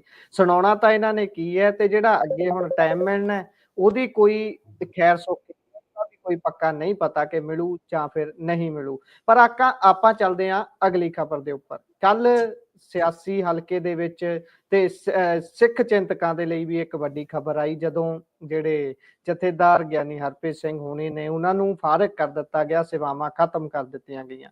ਉਸ ਤੋਂ ਬਾਅਦ ਅੱਜ ਉਹਨਾਂ ਦੀ ਇੱਕ ਟਿੱਪਣੀ ਬੜੀ ਤਲਖ ਆਈ ਹੈ, ਪਰ ਦੂਸਰੇ ਪਾਸੇ ਰਿਪੋਰਟ ਵੀ ਜਨਤਕ ਹੋ ਗਈ ਹੈ। ਉਹ ਰਿਪੋਰਟ ਕੀ ਕੁਝ ਸਪਸ਼ਟ ਕਰ ਰਹੀ ਹੈ ਜੀ? ਮੈਂ ਗੁਰਪ੍ਰੀਤ ਜੀ ਸ਼ਾਇਦ ਅੱਗੇ ਵੀ ਕਿਤੇ ਗੱਲ ਕੀਤੀ ਹੋਵੇ, ਜੇ ਨਹੀਂ ਤੇ ਮੈਂ ਤੁਹਾਨੂੰ ਥੋੜਾ ਜਿਹਾ ਵੀ ਜੋ ਮੇਰਾ ਪੁਆਇੰਟ ਆਫ ਵਿਊ ਹੈ ਨਾ ਇਸ ਸਾਰੇ ਕਮਸਾਨ ਤੇ, ਜੀ, ਉਹ ਜੀ, ਥੋੜਾ ਕਲੀਅਰ ਕਰ ਦੇਣਾ। ਤੁਸੀਂ ਮੰਨਣਾ ਨਾ ਮੰਨਣਾ ਉਹ ਤੁਸੀਂ ਆਪੋ ਆਪਣੇ ਨਜ਼ਰੀਏ ਤੇ ਆਜ਼ਾਦ ਹੋ। ਜੀ, ਸਭ ਮੈਨੂੰ ਜੋ ਸਮਝ ਪੈਂਦਾ ਹੈ ਕਿ ਭਾਰਤੀ ਜਨਤਾ ਪਾਰਟੀ ਅਕਾਲੀ ਦਲ ਦੇ ਨਾਲ ਚਾਹੁੰਦੀ ਹੈ ਕਿ ਯਾਰੀ ਪੈ ਜਾਵੇ ਫੇਰ, ਜੀ, ਪਰ ਉਸ ਅਕਾਲੀ ਦਲ ਚ ਸੁਖਬੀਰ ਸਿੰਘ ਬਾਦਲ ਨਾ ਹੋਵੇ, ਕਿਉਂਕਿ ਉਹਨਾਂ ਨੂੰ ਪਤਾ ਜੇ ਸੁਖਬੀਰ ਸਿੰਘ ਬਾਦਲ ਰਹਿੰਦੇ ਆ ਅਸੀਂ ਇਸ ਅਕਾਲੀ ਦਲ ਦੇ ਨਾਲ ਤੁਰਦੇ ਆ, ਕਿਉਂਕਿ ਹੋਰ ਨਾ ਤਾਂ ਉਹ ਸਿਮਰਨਜੀਤ ਸਿੰਘ ਮਾਨ ਨਾਲ ਤੁਰ ਸਕਦੇ, ਨਾ ਅਮਰਤਪਾਲ ਸਿੰਘ ਨਾਲ ਸਿੱਧੇ ਤੌਰ ਤੇ ਤੁਰ ਸਕਦੇ ਆ ਜੀ, ਠੀਕ ਹੈ ਨਾ। ਢੀਂਡਸੇ ਵਗੈਰਾ ਜਾਂ ਜਿਹੜੇ ਸੁਧਾਰ ਲਹਿਰ ਵਾਲੇ ਆ ਉਹ ਤੇ ਹਾਲੇ ਰਾਮਾਂ ਚ ਡੱਕੇ ਡੋਲੇ ਖਾ ਰਹੇ ਆ, ਜਿਹੜੇ ਉਹਨਾਂ ਦੇ ਖਾਸਮ ਖਾਸ ਬੰਦੇ ਆ। ਜੀ, ਜੀ, ਤਾਂ ਉਹ ਜਿਹੜੇ ਖਾਸਮ ਖਾਸ ਬੰਦੇ ਸੀ ਉਹਨਾਂ ਨੇ ਫੁੱਲ ਜ਼ੋਰ ਲਾ ਲਿਆ ਸਾਹਿਬ, ਪਰ ਸੁਖਬੀਰ ਸਿੰਘ ਬਾਦਲ ਇਸ ਕਹਿ ਲੋ ਕਿ ਅੱਧ ਪਚੱਦੇ ਭਰੇ ਮੇਲੇ ਨੂੰ ਛੱਡ ਕੇ ਜਾਣ ਲਈ ਰਾਜ਼ੀ ਨਹੀਂ। ਜੀ, ਠੀਕ ਹੈ ਨਾ ਜੀ। ਜਿਹੜੀ ਕਹਾਣੀ ਨਿਕਲਦੀ ਆ ਤੁਸੀਂ ਇਹਨੂੰ ਜਿੱਧਰ ਮਰਜ਼ੀ ਲਈ ਫਿਰੋ, ਸੰਸਥਾਵਾਂ ਦੀ ਕਿਸ ਤਰ੍ਹਾਂ ਵਰਤੋਂ ਹੁੰਦੀ ਆ ਸਿਆਸੀ ਮੁਫਾਦਾਂ ਵਾਸਤੇ, ਆ ਤੁਹਾਡੇ ਸਾਹਮਣੇ ਆ ਸਭ ਕੁਝ, ਠੀਕ ਹੈ ਨਾ ਜੀ। ਅੰਤਰਿਮ ਕਮੇਟੀ ਦੇ ਫੈਸਲਿਆਂ ਤੋਂ ਲੈ ਕੇ ਜੋ ਵੀ ਆ ਆਪਾਂ ਨੂੰ ਪਤਾ ਹੀ ਹੈ ਨਾ, ਕਿਤੇ ਨਾ ਕਿਤੇ ਸਿਆਸੀ ਐਂਗਲ ਤੇ ਹੈਗੇ ਹੀ ਆ। ਜਥੇਦਾਰ ਸਾਹਿਬ ਜੀ ਦਾ ਚੁੱਪ ਕਰ ਜਾਣਾ ਅਚਾਨਕ, ਜੀ, ਜੀ, ਜੀ, ਮੀਟਿੰਗਾਂ ਦਾ ਮੁਲਤਵੀ ਹੋ ਜਾਣਾ, ਸਭ ਪਤਾ ਹੀ ਆ ਆਪਾਂ ਨੂੰ। ਆਪਾਂ ਉਧਰ ਨਾ ਜਾਂਦੇ ਹੋਏ ਮੈਂ ਮਤਲਬ ਕਿ ਕਨਕਲੂਡ ਕਰਦਾ ਇਸ ਗੱਲ ਨੂੰ ਕਿ ਘਮਸਾਨ ਇਸੇ ਗੱਲ ਨੂੰ ਲੈ ਕੇ ਆ ਕਿ ਉਹ ਛੱਡਣਾ ਨਹੀਂ ਚਾਹੁੰਦੇ। ਉਹਨਾਂ ਨੂੰ ਪਤਾ ਹੈ ਕਿ ਜੇ ਇੱਕ ਵਾਰੀ ਸਾਨੂੰ ਪਾਸੇ ਕਰ ਦਿੱਤਾ ਭਾਰਤੀ ਜਨਤਾ ਪਾਰਟੀ ਨੇ, ਇੱਥੇ ਕੋਈ ਨਹੀਂ ਲੱਭਣਾ, ਸਾਨੂੰ ਕਿੰਨੇ ਪੁੱਛਣਾ। ਤਾਂ ਖੈਰ ਇਹੀ ਘਮਸਾਨ ਹੈ, ਇਸੇ ਘਮਸਾਨ ਦੇ ਵਿੱਚੋਂ ਹੀ ਗਾਂ ਐਪੀਸੋਡ ਹੋਰ ਵਾਪਰਨਗੇ। ਹੁਣ ਗਿਆਨੀ ਹਰਪ੍ਰੀਤ ਸਿੰਘ ਹੋਰਾਂ ਬਾਰੇ ਮੇਰੀ ਮਤਲਬ ਪੈਸ਼ੀਨ ਗੋਈ ਕਹਿ ਲਓ ਜਾਂ ਮੇਰੀ ਸਮਝ ਬਹੁਤ ਹਫ਼ਤਿਆਂ ਤੋਂ ਸੀ। ਮੈਂ ਇਹੀ ਕਹਿੰਦਾ ਸੀਗਾ ਕਿ ਗਿਆਨੀ ਹਰਪ੍ਰੀਤ ਸਿੰਘ ਜੀ ਇੱਕ ਵੱਖਰਾ ਮਾਰਗ ਚੁਣਨਗੇ। ਆ ਤੁਹਾਡੇ ਸਾਹਮਣੇ ਤੁਸੀਂ ਹੁਣ ਜਿਹੜੀ ਉਹਨਾਂ ਦੀ ਟਿੱਪਣੀ ਲਈ ਹੈ, ਜਿਹਦੇ ਚ ਉਹਨਾਂ ਨੇ ਕਿਹਾ ਭਗੌੜਾ ਦਲ ਬਣ ਗਿਆ ਜੀ ਅਕਾਲੀ ਦਲ, ਜੀ ਜੀ ਅਕਾਲ ਤਖਤ ਸਾਹਿਬ ਤੇ ਟੱਕਰ ਲੈਣ ਵਾਲੇ ਜਿਹੜੇ ਉਹਨਾਂ ਦਾ ਸਰਵਨਾਸ਼ ਹੋਇਆ ਵਗੈਰਾ ਵਗੈਰਾ, ਆਹੀ ਗੱਲਾਂ ਕੀਤੀਆਂ ਨੇ ਨਾ, ਠੀਕ ਹੈ ਨਾ ਜੀ ਜੀ। ਜੀ ਇਹੀ ਸੋ ਕੀਤੀਆਂ ਨੇ। ਪਾਲਕ ਟਿੱਪਣੀਆਂ ਕੀਤੀਆਂ ਉਹਨਾਂ ਨੇ, ਕਾਫੀ ਲੰਮਾ ਚੌੜਾ ਉਹਨਾਂ ਦਾ ਸੰਬੋਧਨ ਹੈ ਜਿਹੜਾ, ਉਹ ਤੁਸੀਂ ਵੇਖੋ ਕਿ ਇਸ ਵੇਲੇ ਪੂਰਾ ਵਾਇਰਲ ਹੋ ਰਿਹਾ। ਤੇ ਉਹਨਾਂ ਨੇ ਤਾਂ ਇੱਥੋਂ ਤੱਕ ਕਿ ਸੁਖਬੀਰ ਸਿੰਘ ਬਾਦਲ ਦੀ ਜੋ ਮਿੱਤਰ ਮੰਡਲੀ ਹੈ, ਉਹਨਾਂ ਦੀ ਤੁਲਨਾ ਤੁਸੀਂ ਦੇਖੋ ਨਾ ਕਿ ਬਈ ਕਿਸ ਤਰ੍ਹਾਂ ਦੀ ਕੀਤੀ ਹੋਈ ਹੈ। ਮੁਗਲਾਂ ਦੇ ਹਾਥੀ ਦੀ ਤਰਜ਼ ਤੇ ਕਹਿੰਦੇ ਕਿ ਜਿੱਦਾਂ ਵੀ ਇਹਨਾਂ ਨੇ ਲਿਆਂਦਾ ਜਾ ਕੇ ਉੱਥੋਂ ਕੁਛ ਟੋਲਾ ਸ਼ਬਦ ਇਸਤੇਮਾਲ ਕੀਤਾ ਸ਼ਾਇਦ ਜੀ ਇਹ 2 ਦਸੰਬਰ ਵਾਲੇ ਦਿਨ, ਮੈਨੂੰ ਉਦੋਂ ਨਹੀਂ ਗਿਆ ਸੀ। ਤਾਂ ਤੁਸੀਂ ਦੇਖੋ ਕਿ ਗਿਆਨੀ ਹਰਪ੍ਰੀਤ ਸਿੰਘ ਹੋਰਾਂ ਤੇ ਕੱਲ ਫੈਸਲਾ ਹੋਇਆ ਤੇ ਅੱਜ ਉਹਨਾਂ ਨੇ ਤੇਵਰ ਆਪਣੇ ਦਿਖਾ ਦਿੱਤੇ ਆ, ਠੀਕ ਹੈ ਜੀ। ਉਧਰੋਂ ਤਰਸੇਮ ਸਿੰਘ ਹੋਰਾਂ ਦਾ ਵੀ ਬਿਆਨ ਆ ਗਿਆ, ਅਮਰਤਪਾਲ ਸਿੰਘ ਹੋਰਾਂ ਦੇ ਪਿਤਾ, ਉਹਨਾਂ ਨੇ ਵੀ ਮਤਲਬ ਕਿ ਜਥੇਦਾਰਾਂ ਨੂੰ ਨਿਸ਼ਾਨੇ ਤੇ ਲੈ ਲਿਆ। ਸੋ ਇਹ ਕੁੱਲ ਮਿਲਾ ਕੇ ਕਹਾਣੀ ਦਾ ਤੱਤ ਸਾਰ ਹੁਣ ਤੱਕ ਇਹੋ ਨਿਕਲਦਾ ਹੈ, ਠੀਕ ਹੈ ਨਾ ਜੀ। ਸੋ ਅੱਗੇ ਗਿਆਨੀ ਹਰਪ੍ਰੀਤ ਸਿੰਘ ਤੁਹਾਨੂੰ ਅਹਿਮ ਰੋਲ 'ਚ ਖੇਡਦੇ ਨਜ਼ਰ ਆਉਣਗੇ ਹੌਲੀ ਹੌਲੀ ਸਥਿਤੀ ਜਿਵੇਂ ਮੈਨੂੰ ਥੋੜੀ ਜਿਹੀ ਸਪਸ਼ਟ ਹੁੰਦੀ ਹੈ, ਤੁਹਾਨੂੰ ਵੀ ਹੌਲੀ ਹੌਲੀ ਹੁੰਦੀ ਜਾਏਗੀ, ਜੇ ਅੱਜ ਦੀ ਘੜੀ ਨਹੀਂ ਹੈ ਤਾਂ, ਠੀਕ ਹੈ ਜੀ। ਦੂਜੀ ਚੀਜ਼ ਜਿਹੜੀ ਹੈ, ਜੇ ਆਪਾਂ ਦੇਖੀਏ ਉਹ ਤਾਂ ਵੈਸੇ ਮਨਜਿੰਦਰ ਸਿੰਘ ਸਿਰਸਾ ਦੇ ਨਾਲ ਤਸਵੀਰਾਂ ਹੀ ਦੱਸਦੀਆਂ ਨੇ ਨਾ, ਬਹੁਤ ਕੁਝ ਦੱਸਦੀਆਂ ਨੇ। ਹੁਣ ਜਿਹੜੀ ਗੱਲ ਆਪਾਂ ਕਰ ਰਹੇ ਹਾਂ ਜਾਂਚ ਰਿਪੋਰਟ ਦੀ, ਹੁਣ ਦੂਜੇ ਪਾਸੇ ਤੁਸੀਂ ਦੇਖੋ ਇਹਨਾਂ ਨੇ ਹਮਲਾਵਰ ਸ਼ੈਲੀ ਅਪਣਾਉਣੀ ਸੀਗੀ ਤਾਂ ਉਹਨਾਂ ਨੇ ਰਿਪੋਰਟ ਜਨਤਕ ਕਰ ਦਿੱਤੀ ਆ। ਹੁਣ ਕਮਾਲ ਦੀ ਗੱਲ ਇਹ ਆ ਕਿ ਗਿਆਨੀ ਹਰਪ੍ਰੀਤ ਸਿੰਘ ਜਿਹੜੀਆਂ ਕੁਝ ਗੱਲਾਂ ਨੇ ਉਹਨਾਂ ਗੱਲਾਂ ਤੇ ਕਦੇ ਜਵਾਬ ਨਹੀਂ ਦਿੰਦੇ। ਇੱਕ ਡਿਪਲੋਮੈਟਿਕ ਨੇਤਾ ਦੀ ਤਰ੍ਹਾਂ ਉਹ ਹਰੇਕ ਵਾਰ ਉਹਨਾਂ ਗੱਲਾਂ ਤੋਂ ਖਿਸਕ ਜਾਂਦੇ ਆ। ਅਮਿਤ ਸ਼ਾਹ ਨਾਲ ਬੰਦ ਕਮਰੇ ਦੀ ਮੀਟਿੰਗ ਦਾ ਕੀ ਮਜ਼ਮੂਨ ਸੀ ਕਦੇ ਨਹੀਂ ਦੱਸਣਗੇ। ਇਸ ਜਾਂਚ ਰਿਪੋਰਟ ਨੂੰ ਗੌਰ ਨਾਲ ਪੜ੍ਹੋ ਤੁਸੀਂ, ਸ਼ਾਇਦ 4-5 ਪੇਜ ਜਿਹੜੇ ਤੁਹਾਨੂੰ ਮਿਲਣਗੇ, ਗੌਰ ਨਾਲ ਪੜ੍ਹੋ। ਉਹਦੇ ਚ ਪਹਿਲੀ ਗੱਲ ਤੇ ਇਹ ਲਿਖੀ ਆ ਕਿ ਗਿਆਨੀ ਹਰਪ੍ਰੀਤ ਸਿੰਘ ਸ਼ਾਮਲ ਨਹੀਂ ਹੋਏ ਜਾਂਚ। ਚਲੋ ਉਹ ਵੀ ਛੱਡ ਦਿਓ, ਉਹ ਇੱਕ ਧਾਰਮਿਕ ਖੇਤਰ ਦਾ ਵੀ ਮਸਲਾ ਹੈ, ਅਧਿਕਾਰ ਖੇਤਰ ਦਾ ਵੀ ਮਸਲਾ ਕਿ ਕਿਹਦਾ ਅਧਿਕਾਰ ਖੇਤਰ ਬਣਦਾ। ਪਰ ਉਹਦੇ ਚ ਇੱਕ ਸੈਕੰਡ ਚੀਜ਼ ਜਿਹੜੀ ਲਿਖੀ ਆ ਉਹ ਵੀ ਨੋਟ ਕਰਨ ਵਾਲੀ ਹੈ ਕਿ 15 ਮਿੰਟ ਤੱਕ ਇਹਨਾਂ ਨੇ ਆਪਣਾ ਪੱਖ ਰੱਖਣ ਵਾਸਤੇ ਕੀਰਤਨ ਰੁਕਵਾ ਦਿੱਤਾ ਜੀ। ਇਹ ਦੋਸ਼ ਕੋਈ ਛੋਟਾ ਨਹੀਂ ਹੈ ਸਾਹਿਬ, ਮਤਲਬ ਇਹ ਮੇਰੇ ਹੀ ਨਜ਼ਰ ਦੇ ਵਿੱਚ ਇਹ ਜਥੇਦਾਰ ਸਾਹਿਬ ਹੀ ਜੇ ਇਦਾਂ ਕਰਦੇ ਆ ਤਾਂ ਫਿਰ ਗਲਤ ਗੱਲ ਹੈ ਨਾ। ਫਿਰ ਇਸ ਤੋਂ ਇਲਾਵਾ ਜੇ ਤੁਸੀਂ ਦੇਖੋਗੇ ਤਾਂ ਸਭ ਇਸ ਵੇਲੇ 1-2 ਹੋਰ ਵਿਵਾਦ ਇਹਨਾਂ ਦੇ ਨਾਲ ਜੁੜਦੇ ਆ, ਉਹ ਵੀ ਉਹਨਾਂ ਨੇ ਵਿੱਚ ਮੈਂਸ਼ਨ ਕੀਤੇ ਆ ਕਿ ਤੁਸੀਂ ਚੰਨੀ ਸਾਹਿਬ ਦੇ ਬੇਟੇ ਜਿਹੜੇ ਕਿ ਪਤਿਤ ਸੀ ਉਹਨਾਂ ਦੀ ਸ਼ਾਦੀ 'ਚ ਜਾ ਕੇ ਅਰਦਾਸ ਕਿਉਂ ਕੀਤੀ ਬਤੌਰ ਜਥੇਦਾਰ ਜੀ। ਫਿਰ ਰਾਘਵ ਚੱਡਾ ਜਿੱਥੇ ਗਲੈਮਰਸ ਜਗਤ ਸਭ ਕੁਝ ਚੱਲ ਰਿਹਾ ਸੀ, ਜਿੱਥੇ ਉੱਥੇ ਤੁਹਾਡਾ ਜਾਣਾ, ਤੁਹਾਨੂੰ ਰੋਕਣਾ, ਦੂਜੀਆਂ ਗੱਡੀਆਂ ਦਾ ਬਿਨਾਂ ਰੋਕ ਟੁਕ ਜਾਣਾ, ਐਕਟਰਸ ਵਗੈਰਾ ਨੂੰ ਮਿਲਣਾ, ਮਤਲਬ ਕਿ ਉਹਨਾਂ ਨੇ ਸਾਰਾ ਕੁਝ ਯਾਨੀ ਪੁਲੰਦਾ ਬਣ ਕੇ ਨਾਲ ਉਹਨਾਂ ਨੇ ਵੀ ਨਸ਼ਰ ਕਰ ਦਿੱਤਾ। ਯਾਨੀ ਸਾਫ਼ ਹੋ ਗਿਆ ਨਾ ਕਿ ਇੱਕ ਪਾਸੇ ਜਿਵੇਂ ਹੀ ਇਹਨਾਂ ਨੇ ਆਪਣੀ ਤੋਪ ਜਿਹੜੀ ਹੈ ਸ਼ਬਦਾਂ ਦੀ ਉਹ ਚਲਾਉਣੀ ਸ਼ੁਰੂ ਕਰ ਦਿੱਤੀ, ਉਹਨਾਂ ਕੋਲ ਵੀ ਜਿਹੜੇ ਸ਼ਬਦ ਸੀਗੇ ਉਹਨਾਂ ਨੇ ਉਹ ਰਾਕਟ ਲਾਂਚਰ ਜਾਂ ਦਾਗ ਦਿੱਤੇ। ਹੋ ਗਿਆ ਨਾ ਕੰਮ ਬਰਾਬਰ। ਬਸ ਆਹੀ ਘਮਸਾਨ ਹੈ। ਜੇ ਇਹਨੂੰ ਤੁਸੀਂ ਸਰਲ ਸਾਦੇ ਸ਼ਬਦਾਂ 'ਚ ਸਮਝ ਲਓ ਤਾਂ ਮੇਰੇ ਖਿਆਲ ਦੇ ਨਾਲ ਇਹੀ ਘਮਸਾਨ ਆ ਕਿ ਅਕਾਲੀ ਦਲ ਬਾਦਲ ਦੇ ਵਿੱਚ ਸੁਖਬੀਰ ਸਿੰਘ ਬਾਦਲ ਖਹਿੜਾ ਨਹੀਂ ਛੱਡਣਾ ਚਾਹੁੰਦਾ ਤੇ ਦੂਜੇ ਪਾਸੇ ਉਹ ਨਵੇੜਨਾ ਚਾਹੁੰਦੇ ਆ। ਰੌਲਾ ਇੱਥੇ ਹੀ ਆ ਕੇ ਬਸ ਟਿਕ ਜਾਂਦਾ ਜੀ। ਸੋ ਹੁਣ ਵੇਖਦੇ ਆ ਅੱਗੇ ਬਣਦਾ ਕੀ ਹੈ, ਪਰ ਬਹੁਤ ਸੈਂਟਰ ਪੁਆਇੰਟ ਦੇ ਵਿੱਚ ਰਿਹਾ ਚਰਚਾ ਦੇ ਵਿੱਚ ਰਿਹਾ ਇਹ ਮੁੱਦਾ, ਬਹੁਤ ਲੰਬੀਆਂ ਡਿਬੇਟਸ ਇਸ ਤੇ ਹੁੰਦੀਆਂ ਰਹੀਆਂ। ਪਰ ਅੱਗੇ ਚੱਲਦੇ ਆ, ਏਕਤਾ ਲਈ ਮੀਟਿੰਗ ਹੋਵੇ ਤੇ ਏਕਤਾ ਕਰਨ ਲਈ ਬੰਦੇ ਹੀ ਨਾ ਪਹੁੰਚਣ, ਇਹ ਕਿਹੋ ਜੀ ਗੱਲ ਲੱਗਦੀ ਹੈ? ਖਨੌਰੀ ਬਾਰਡਰ ਵਾਲਿਆਂ ਨੇ ਕਿਹਾ ਕਿ ਅਸੀਂ ਸੰਯੁਕਤ ਕਿਸਾਨ ਮੋਰਚੇ ਦੀ ਮੀਟਿੰਗ 'ਚ ਹਿੱਸਾ ਨਹੀਂ ਲੈਣਾ, ਇਸ ਨੂੰ ਕਿਵੇਂ ਵੇਖਦੇ ਹੋ ਜੀ ਤੁਸੀਂ? ਦੇਖੋ, ਪਹਿਲੀ ਗੱਲ ਤੇ ਟਾਈਮਿੰਗ ਨੂੰ ਲੈ ਕੇ ਸਵਾਲ ਉੱਠੇਗਾ ਨਾ, ਕਿਉਂਕਿ ਜਿਹੜਾ ਖਨੌਰੀ ਮੋਰਚਾ ਉਹ 1 ਸਾਲ ਦਾ ਹੋਣ ਜਾ ਰਿਹਾ। 11 ਤੋਂ 13 ਤੱਕ ਤਾਂ ਮੇਰੇ ਖਿਆਲ ਦੇ ਨਾਲ ਉੱਥੇ ਪ੍ਰੋਗਰਾਮ ਪਹਿਲਾਂ ਐਲਾਨ ਦਿੱਤੇ ਗਏ ਸਨ ਮਹਾਪੰਚਾਇਤਾਂ ਵਾਲੇ, ਪਰ ਐਸਕੇਐਮ ਵਾਲੇ ਪ੍ਰੋਗਰਾਮ ਜਿਹੜੇ ਸੀਗੇ ਉਹ ਕਦੋਂ ਉਲੀਕੇ ਗਏ ਮੈਨੂੰ ਨਹੀਂ ਪਤਾ, ਪਰ ਇਹ ਤਾਂ ਕਾਫੀ ਦੇਰ ਪਹਿਲਾਂ ਇਹਨਾਂ ਨੇ ਵੀ ਐਲਾਨ ਕਰ ਦਿੱਤਾ ਸੀਗਾ। ਤਾਂ ਹੁਣ ਇਹਦੇ ਵਿੱਚ ਇਹੋ ਆ ਕਿ ਜਦੋਂ ਇੱਧਰ ਪ੍ਰੋਗਰਾਮ ਹੈ ਤਾਂ ਉਹ ਏਕਤਾ ਵਾਲੀ ਜਿਹੜੀ ਮੀਟਿੰਗ ਹੈ, ਫਿਰ ਉਹਦੇ ਵਿੱਚ ਉਹ ਕਹਿੰਦੇ ਕਿ ਅਸੀਂ ਸ਼ਾਮਲ ਜਿਹੜੇ ਆ ਨਹੀਂ ਹੋਵਾਂਗੇ ਜੀ। ਤਾਂ ਇਹ ਤਾਂ ਫਿਰ ਸਾਫ਼ ਹੈ ਨਾ। ਤਾਂ ਗੱਲ ਇਹ ਆ ਕਿ ਏਕਾ ਮੈਨੂੰ ਨਹੀਂ ਲੱਗਦਾ ਕਿ ਹਾਲ ਫਿਲਹਾਲ ਹੁੰਦਾ ਨਜ਼ਰ ਆ ਰਿਹਾ ਆਪਾਂ ਨੂੰ। ਹੁਣ ਤਾਂ ਸਾਰੀ ਨਜ਼ਰ ਇਸ ਗੱਲ ਤੇ ਰਹੇਗੀ ਗੁਰਪ੍ਰੀਤ ਜੀ ਕਿ ਮਹਾਪੰਚਾਇਤਾਂ ਕਿਸ ਤਰ੍ਹਾਂ ਦੀਆਂ ਹੁੰਦੀਆਂ, ਉੱਥੇ ਕਿਸ ਤਰ੍ਹਾਂ ਦਾ ਏਜੰਡਾ ਨਿਕਲਦਾ ਹੈ ਖਨੌਰੀ। ਫਿਰ ਇਸ ਤੋਂ ਇਲਾਵਾ ਇਹ ਵੇਖਣਾ ਹੋਊਗਾ ਕਿ ਜਿਹੜੀ ਸੈਂਟਰਲ ਗਵਰਨਮੈਂਟ ਦੇ ਨਾਲ ਇਹਨਾਂ ਦੀ ਮੀਟਿੰਗ ਹੈ ਉਹਦੇ ਚੋਂ ਕੋਈ ਹੱਲ ਹੁੰਦਾ ਨਜ਼ਰ ਆਉਂਦਾ ਹੈ ਕਿ ਨਹੀਂ। ਫਿਰ ਉਸ ਤੋਂ ਬਾਅਦ ਅੱਗੇ ਤੁਹਾਨੂੰ ਪਤਾ ਹੀ ਆ, ਹੰਦੇਰ ਸਾਹਿਬ ਫਿਰ ਉਹ ਜਿਵੇਂ ਉਹਨਾਂ ਦਾ ਵੀ ਮਸਿਆ ਦੇ ਮੌਕੇ ਤੇ ਇੱਕ ਐਲਾਨ ਹੁੰਦਾ ਹੀ ਆ ਦਿੱਲੀ ਕੂਚ, ਔਰ ਇੱਕ ਮਸਿਆ ਉਹਨਾਂ ਨੇ ਕੂਚ ਕਰਨ ਦਾ ਐਲਾਨ ਕਰਨਾ ਹੁੰਦਾ ਹੈ। ਤਾਂ ਉਹਨਾਂ ਨੇ ਵੀ ਕੀਤਾ ਹੋਇਆ ਕਿ ਜੇ ਕੋਈ ਗੱਲ ਨਾ ਬਣੀ ਤੇ 25 ਨੂੰ ਅਸੀਂ ਕੂਚ ਕਰ ਲਵਾਂਗੇ। ਤਾਂ ਇਧਰੋਂ ਐਸਕੇਐਮ ਨੇ ਤੇ ਆਪਣਾ ਪ੍ਰੋਗਰਾਮ ਜਿਹੜਾ ਮੇਰੇ ਖਿਆਲ ਦੇ ਨਾਲ ਕਾਫੀ ਵਿਆਪਕ ਪੱਧਰ ਤੇ ਉਲੀਕਿਆ ਹੋਇਆ ਕਿ ਕਈ ਸਟੇਟਾਂ 'ਚ ਇਹਨਾਂ ਨੇ ਪ੍ਰੋਗਰਾਮ ਕਰਨੇ ਨੇ। ਤਾਂ ਮੈਂ ਅੱਗੇ ਵੀ ਕਿਹਾ ਸੀਗਾ ਕਿ ਚਲੋ ਸਾਡੇ ਵਾਸਤੇ ਕਿਸਾਨ ਆਗੂ, ਕਿਸਾਨ ਇੱਕੋ ਜਿਹੇ ਆ, ਪਰੰਤੂ ਇਹ ਠੀਕ ਆ ਕਿ ਜੇ ਐਮਐਸਪੀ ਦੀ ਲੜਾਈ ਪੂਰੇ ਮੁਲਕ ਦੀ ਹੈ ਤਾਂ ਪੂਰੇ ਮੁਲਕ ਦੇ ਵਿੱਚ ਉਹ ਲੜਾਈ ਲੈ ਕੇ ਜਾਓ, ਉਹਨਾਂ ਨੂੰ ਵੀ ਨਾਲ ਤੋਰੋ। ਖਾਣ ਪੀਣ ਨੂੰ ਬਾਂਦਰੀ, ਡੰਡੇ ਖਾਣ ਨੂੰ ਰਿਛ, ਸਾਰੇ ਘਾਟੇ ਅਸੀਂ ਕਿਉਂ ਚੁੱਕੀ ਹੈ ਬਈ? ਕੀ ਗੱਲ ਹੈ? ਅਸੀਂ ਸੁਖੀ ਆ, ਸਿਰ ਅਸੀਂ ਦੇਣੇ ਆ ਸਾਰੀ ਉਮਰ, ਮੌਰਾਂ ਅਸੀਂ ਕਟਾਉਣੀਆਂ ਜੀ। ਕੀ ਗੱਲ ਹੈ ਬਈ? ਸਾਨੂੰ ਦੋ ਢਿੱਡ ਲੱਗੇ ਆ। ਬਿਹਾਰੀਆਂ ਨੂੰ ਨਹੀਂ ਚਾਹੀਦੀ ਐਮਐਸਪੀ, ਤਾਂ ਬਿਹਾਰੀ ਕਿੱਥੇ ਹੁੰਦੇ ਕੋਲ 'ਚ? ਉੱਥੇ ਵੀ ਤਾਂ ਖੇਤੀ ਹੁੰਦੀ ਹੈ, ਬਹੁਤ ਵੱਡੇ ਪੱਧਰ ਤੇ ਹੁੰਦੀ ਹੈ। ਗੱਲ ਇਹ ਹੈ ਕਿ ਉਹਨਾਂ ਦਾ ਪ੍ਰੋਗਰਾਮ ਮੇਰੇ ਖਿਆਲ ਦੇ ਨਾਲ ਠੀਕ ਹੈ, ਕਿਉਂਕਿ ਖੇਤਰੀ ਪਾਰਟੀਆਂ ਤੇ ਦਬਾਅ ਵਧੇਗਾ ਜਿਵੇਂ ਜਿਵੇਂ ਲਾਮਬੰਦੀ ਹੋਏਗੀ ਸਾਹਿਬ। ਪਰ ਜੇ ਏਕਾ ਹੋ ਜਾਵੇ ਤਾਂ ਹੋਰ ਵੀ ਬਹੁਤ ਵਧੀਆ ਗੱਲ ਹੈ ਕਿ ਫਿਰ ਤੁਸੀਂ ਵੱਖ-ਵੱਖ ਸਟੇਟਾਂ ਦੇ ਵਿੱਚ ਜਾ ਕੇ, ਜਿਵੇਂ ਨਿਤਿਸ਼ ਤੇ ਅੱਡ ਤੋਂ ਦਬਾਅ, ਫਿਰ ਆਂਧਰਾ ਵਾਲੇ ਤੇ ਅੱਡ ਤੋਂ ਦਬਾਅ, ਤੇਲੰਗਾਨਾ ਵਾਲੇ ਤੇ ਅੱਡ ਤੋਂ ਦਬਾਅ, ਤਾਂ ਖੇਤਰੀ ਫੋਰਸਸ ਜਿਹੜੀਆਂ ਨੇ ਉਹਨਾਂ ਦਾ ਵੀ ਦਬਾਅ ਜਿਹੜਾ ਉਹ ਬਣਦਾ ਤੁਰਿਆ ਜਾਏਗਾ।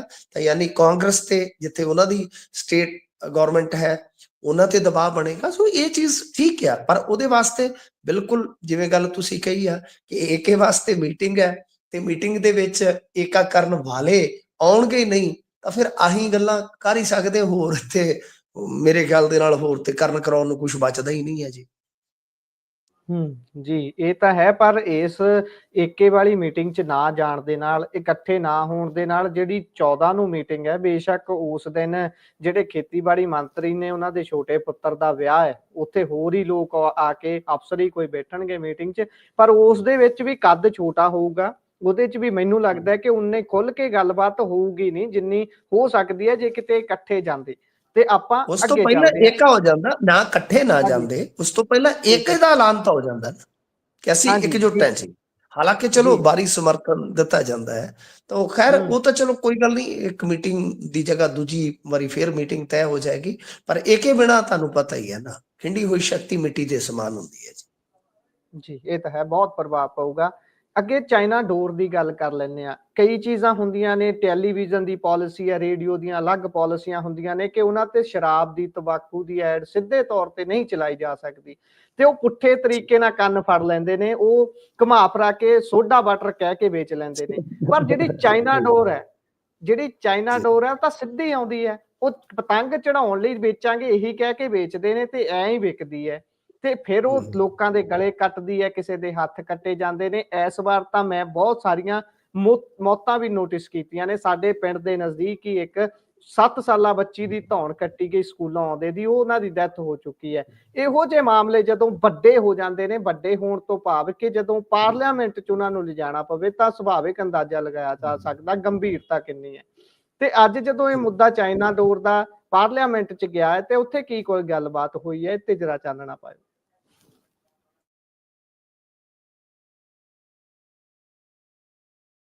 ਮੇਰੀ ਆਵਾਜ਼ ਆ ਰਹੀ ਹੈ ਜੀ ਗੁਰਪ੍ਰੀਤ ਜੀ? ਜੀ ਜੀ ਜੀ ਜੀ ਹਾਂਜੀ, ਦੇਖੋ ਤੁਹਾਡੀ ਗੱਲ ਬਿਲਕੁਲ ਦਰੁਸਤ ਹੈ। ਤੁਸੀਂ ਬੜਾ ਇੱਕ ਕੰਮ ਦਾ ਨੁਕਤਾ ਫੜਿਆ। ਮੈਂ ਵੀ ਬਹੁਤ ਹੈਰਾਨ ਸੀਗਾ ਕਿ ਯਾਰ ਫਲਾਣੀ दारू ਵਿਕਦੀ ਹੈ ਤੇ ਇਹ ਮਸ਼ਹੂਰੀ ਜਦੋਂ ਕਰਨ ਆਉਂਦਾ ਐਕਟਰ ਤੇ ਉਹਦੇ ਸੋਡੇ ਦੀ ਕਰ ਜਾਂਦਾ। ਮੈਨੂੰ ਵੀ ਬਾਅਦ ਚ ਪਤਾ ਲੱਗਿਆ ਕਿ ਉਹ ਮਸ਼ਹੂਰੀ ਕਾਇਦੇ ਦੇ ਮੁਤਾਬਕ ਨਹੀਂ ਹੋ ਸਕਦੀ, ਪਰ ਉਹ ਬ੍ਰਾਂਡ ਦੀ ਮਸ਼ਹੂਰੀ ਸੋਡੇ ਵਾਟਰ ਚ ਕਰ ਜਾਂਦੇ ਨੇ। ਤੇ ਅਗਲਾ ਸੋਡਾ ਵਾਟਰ ਕੱਲਾ ਸਿਰ ਚ ਥੋੜੀ ਮਾਰੂਗਾ, ਪਾਉਣ ਲਈ ਵੀ ਤੇ ਚੀਜ਼ ਚਾਹੀਦੀ ਹੈ ਨਾ। ਖੈਰ ਜੀ ਜੀ ਦੇਖੋ, ਗੱਲ ਇਹ ਆ ਕਿ ਅੱਜ ਇਹ ਜਿਹੜਾ ਮੁੱਦਾ ਚੁੱਕਿਆ ਉਹ ਔਜਲਾ ਸਾਹਿਬ ਨੇ ਚੁੱਕਿਆ। ਅੰਮ੍ਰਿਤਸਰ ਤੋਂ ਮੈਂਬਰ ਪਾਰਲੀਮੈਂਟ ਹੈ, ਤੁਹਾਨੂੰ ਪਤਾ ਹੀ ਹੈ, ਅੱਛੇ ਵਿਅਕਤੀ ਨੇ, ਰਸੂਖ ਹੈ ਇਹਨਾਂ ਦਾ, ਤਾਂ ਹੀ ਦੁਬਾਰਾ ਜਿੱਤ ਗਏ ਸੀਗੇ ਜੀ। ਤਾਂ ਇਹਨਾਂ ਨੇ ਚਾਈਨਾ ਡੋਰ ਤੇ ਪੂਰਨ ਤੌਰ ਤੇ ਪਾਬੰਦੀ ਦੀ ਮੰਗ ਜਿਹੜੀ ਹੈ ਉਹ ਚੁੱਕੀ ਹੈ, ਤੇ ਉਹਨਾਂ ਨੇ ਕਿਹਾ ਕਿ ਲੋਕਾਂ ਦੀਆਂ ਜਾਨਾਂ ਦਾ ਇੱਕ ਖੌਫ ਬਣ ਚੁੱਕੀ ਆ ਤੇ ਨਾਲ ਵਾਤਾਵਰਨ ਵਾਸਤੇ ਵੀ ਨੁਕਸਾਨਦਾਇਕ ਆ। ਹੁਣ ਜੇ ਅੱਜ ਹੋਰ ਵੀ ਕੁਝ ਆਪਾਂ ਅਹਿਮ ਮੁੱਦਿਆਂ ਦੀ ਗੱਲ ਕਰੀਏ ਤਾਂ ਪਾਠਕ ਸਾਹਿਬ ਵੀ ਅੱਜ ਉੱਥੇ ਬੋਲੇ। ਮੇਰੇ ਖਿਆਲ ਦੇ ਨਾਲ ਡਰੋਨ ਵਾਲਾ ਮਸਲਾ ਜਿਹੜਾ ਸੀਗਾ ਉਹ ਚੁੱਕਿਆ ਸੀਗਾ ਪਾਰਲੀਮੈਂਟ 'ਚ ਉਹਨਾਂ ਨੇ, ਉਹ ਵੀ ਖਬਰ ਲੱਗੀ ਹੋਈ ਸੀਗੀ ਕਿ ਪਾਕਿਸਤਾਨ ਏਦਾਂ ਕਰ ਰਿਹਾ। ਤੇ ਸੁਖਜਿੰਦਰ ਸਿੰਘ ਰੰਧਾਵਾ ਨੇ ਕਿਹਾ ਕਿ ਪੰਜਾਬ ਦੇ ਗੈਂਗਸਟਰ ਜਿਹੜੇ ਆ ਉਹ ਇਸ ਵੇਲੇ ਇੰਟਰਨੈਸ਼ਨਲੀ ਏਜੰਸੀਆਂ ਦੇ ਨਾਲ ਗੱਠਜੋੜ ਕਰਕੇ ਪ੍ਰੌਕਸੀ ਵਾਰ ਲੜ ਰਹੇ ਨੇ। ਇਹ ਵੀ ਇੱਕ ਬਹੁਤ ਵੱਡਾ ਮੁੱਦਾ ਜਿਹੜਾ ਪੰਜਾਬ ਦੇ ਲਿਹਾਜ਼ ਨਾਲ ਬਣ ਜਾਂਦਾ, ਜੋ ਸੁਖਜਿੰਦਰ ਸਿੰਘ ਰੰਧਾਵਾ ਨੇ ਚੁੱਕਿਆ ਕਿ ਪਾਕਿਸਤਾਨ ਪ੍ਰੌਕਸੀ ਵਾਰ ਲੜ ਰਿਹਾ ਤੇ ਇਹ ਜਿਹੜੇ ਗੈਂਗਸਟਰ ਆ ਇਹਨਾਂ ਦੇ ਗਾਂ ਕਈ ਮੁਲਕਾਂ ਦੇ ਵਿੱਚ ਇਸ ਤਰ੍ਹਾਂ ਇੰਟਰਨੈਸ਼ਨਲੀ ਸੰਬੰਧ ਬਣੇ। ਹੁਣ ਜੇ ਆਪਾਂ ਚਾਈਨਾ ਡੋਰ ਤੇ ਵਾਪਸ ਆਈਏ, ਐਤਕੀ ਤੇ ਕੁਝ ਜ਼ਿਆਦਾ ਹੀ ਨੁਕਸਾਨ ਹੋਇਆ, ਇੰਜਰਡ ਵੀ ਲੋਕ ਜ਼ਿਆਦਾ ਰਿਪੋਰਟ ਹੋਏ ਨੇ, ਮੌਤਾਂ ਹੋਈਆਂ ਨੇ।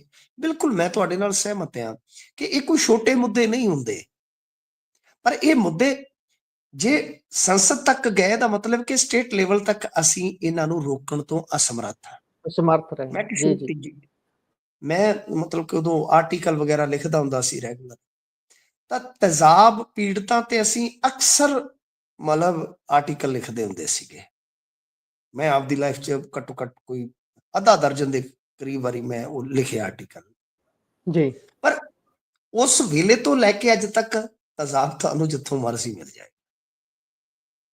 ਉਹਦੇ ਵਾਸਤੇ ਬਹੁਤ ਪਾਬੰਦੀਆਂ ਲਾ ਦਿੱਤੀਆਂ ਗਈਆਂ, ਇਹ ਆ ਜੀ ਉਹ ਆ ਜੀ, ਨਹੀਂ ਚੱਲੀ ਗਿਆ ਸਭ ਕੁਛ।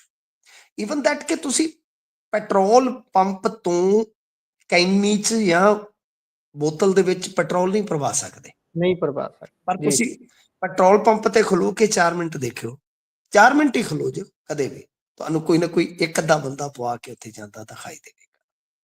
18 ਸਾਲ ਤੋਂ ਘੱਟ ਉਮਰ ਦਾ ਬੱਚਾ ਜਿਹੜਾ ਕਿਤੋਂ ਦਾਰੂ ਨਹੀਂ ਖਰੀਦ ਸਕਦਾ ਜੀ। ਪਰ ਕਿਤੇ ਵੀ ਤੁਸੀਂ ਦੇਖਿਓ ਜਿੱਥੇ ਕਿਤੇ ਜ਼ਿਆਦਾ ਰਸ਼ ਹੁੰਦਾ ਹੈ, ਤੁਹਾਨੂੰ ਸਕੂਲੀ ਬੱਚੇ ਵੀ ਅੱਜ ਕੱਲ੍ਹ ਬੀਅਰਾਂ ਪੀਂਦੇ ਗਰਮੀ 'ਚ ਦਿਖਾਈ ਦੇਣਗੇ। ਤਾਂ ਪਾਬੰਦੀਆਂ ਆਪਣੀ ਥਾਂ ਤੇ ਰਹਿ ਜਾਂਦੀਆਂ ਨੇ। ਹਾਲਾਂਕਿ ਇਹ ਵੀ ਠੀਕ ਹੈ ਕਿ ਪੰਜਾਬ ਸਰਕਾਰ ਨੇ ਐਤਕੀ ਡਰੋਨ ਵਗੈਰਾ ਵੀ ਛੱਡੇ, ਬਥੇਰਾ ਕੁਛ ਹੋਇਆ, ਪਰ ਸਭ ਤੋਂ ਵੱਡੀ ਗੱਲ ਤੇ ਇਹ ਹੈ ਕਿ ਇਸ ਮਾਮਲੇ ਦੇ ਵਿੱਚ ਸਭ ਤੋਂ ਜ਼ਿਆਦਾ ਚੋਰ ਬੰਦੇ ਤੇ ਸਾਡੇ ਹੀ ਆ, ਜਿਹੜੇ ਲਿਆਉਂਦੇ ਆ ਵੇਚਦੇ। ਈਵਨ ਦੈਟ ਕਿ ਕੋਰੀਅਰ ਦਾ ਕੰਮ ਵੀ ਐਤਕੀ ਇਹਨਾਂ ਨੇ ਜਵਾਕਾਂ ਤੋਂ ਕਰਵਾਇਆ, ਜਿਹੜੇ ਗੱਟੂ ਇੱਧਰ ਉੱਧਰ ਕਰਨੇ, ਔਰਤਾਂ ਤੋਂ ਕਰਵਾਇਆ। ਤਾਂ ਅਸੀਂ ਵੀ ਤੇ ਮੁਨਾਫੇ ਲਈ ਮਤਲਬ ਕਿ ਲੋਕਾਂ ਦੀ ਜਾਨ ਜੋਖਮ 'ਚ ਪਾ ਦਿੰਦੇ, ਪੰਛੀ ਪਰਿੰਦੇ ਅਸੀਂ ਮਾਰ ਦਿੰਦੇ। ਇਸ ਕਰਕੇ ਇਹ ਸਾਰਿਆਂ ਦਾ ਫਰਜ਼ ਬਣਦਾ ਹੈ ਅਸੀਂ ਬੱਚਿਆਂ ਨੂੰ ਵੀ ਸਮਝਾਈਏ, ਖੁਦ ਵੀ ਸਮਝੀਏ ਕਿ ਪਤੰਗਬਾਜ਼ੀ ਠੀਕ ਹੈ, ਕੁਛ ਹੱਦ ਤੱਕ ਚਲੋ ਮਨੋਰੰਜਨ ਹੈ, ਕਰੋ, ਬਟ ਕਿਸੇ ਦੀ ਜਾਨ ਨਾਲ ਖੇਡ ਕੇ ਮਨੋਰੰਜਨ ਕੀਤਾ ਤੇ ਕੀ ਕੀਤਾ। ਅਸੀਂ ਤੇ ਹੁਣ ਇੱਥੋਂ ਤੱਕ ਪਹੁੰਚ ਗਏ ਹਾਂ ਕਿ ਇੱਕ ਦੋ ਮੌਕੇ ਮੈਂ ਇਦਾਂ ਦੇ ਵੇਖੇ ਗੁਰਪ੍ਰੀਤ ਜੀ, ਜਦੋਂ ਬੱਚੇ ਪਤੰਗਬਾਜ਼ੀ ਵੇਖਣ ਉੱਤੇ ਚੜੇ ਤੇ ਉਹਨਾਂ ਦੇ ਆ ਕੇ ਫਾਇਰ ਵੱਜ ਗਿਆ। ਪਤਾ ਹੀ ਨਹੀਂ ਲੱਗਦਾ ਗੋਲੀ ਕਿੱਧਰੋਂ ਚੱਲੀ, ਸਾਡੇ ਤਾਂ ਗੋਲੀਆਂ ਚਲਾ ਦਿੰਦੇ ਆ ਜੀ ਆਸੇ-ਪਾਸੇ। ਸੋ ਇਸ ਕਰਕੇ ਇਹ ਮੁੱਦਾ ਜੇ ਗਿਆ ਹੈ ਸਦਨ 'ਚ, ਤਾਂ ਮੇਰੇ ਖਿਆਲ ਦੇ ਨਾਲ ਇਹ ਸਾਡੇ ਵਾਸਤੇ ਕੋਈ ਮਾਣ ਮੱਤਾ ਸਬੱਬ ਨਹੀਂ ਹੈ ਗੁਰਪ੍ਰੀਤ ਜੀ, ਇਹ ਸਾਡੇ ਵਾਸਤੇ ਸ਼ਰਮਨਾਕ ਹੈ ਕਿ ਅਸੀਂ ਛੋਟੇ-ਛੋਟੇ ਮੁੱਦੇ ਵੀ ਆਪਣੇ ਹੱਲ ਨਹੀਂ ਕਰ ਪਾ ਰਹੇ ਜੀ।